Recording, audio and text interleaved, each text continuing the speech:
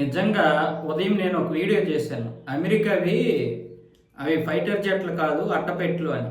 నిజంగా అలాగే ఉంది పరిస్థితి. అమెరికాకు చెందినటువంటి C-13 కూడా ఇప్పుడు ఇరాన్ దళాలైతే కూల్చేశాయి. దానికి సంబంధించి ఒక వీడియోని, ఫోటోలను కూడా విడుదల చేస్తాను. ఎప్పటికే F-35ను కొట్టామని చెప్పింది. దాన్ని అమెరికా కూడా అంగీకరించింది. F-15 ఈ స్ట్రైక్ ఈగల్ని కొట్టింది. అలాగే A-10 ఈ తగ్వార్ ఫైట్ జెట్ను కూడా కొట్టడం జరిగింది.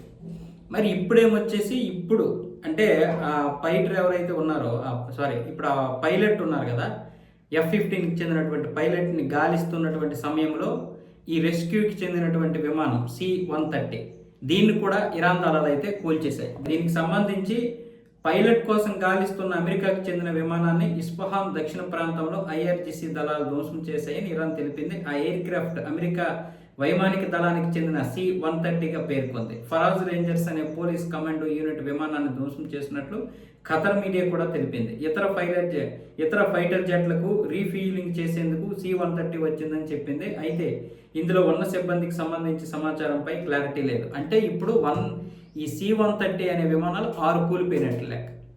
ఇరాన్ ఇంతకుముందు 5ని కూల్చేసింది, కానీ మేము టెక్నికల్ సమస్యతో మా విమానాలే కూలిపోయాయని అమెరికా ప్రకటించింది అప్పట్లో. కానీ ఇప్పుడు ఇంకోటి కూలిపోయింది. అంటే ఇక్కడ ఉన్నవన్నీ డొల్ల, అవేమీ పనికిరానివి ఇక్కడికి తీసుకురాలేదు. అలాగే కాలం చెల్లినవి తీసుకురాలేదు. చాలా భారీ బందోబస్తు ఉన్నటువంటి విమానాలనే తీసుకొచ్చారు. కానీ వాటన్నింటినీ కూడా ఇప్పుడు రష్యా సహాయంతో కొట్టి పారేస్తుంది ఇరాన్.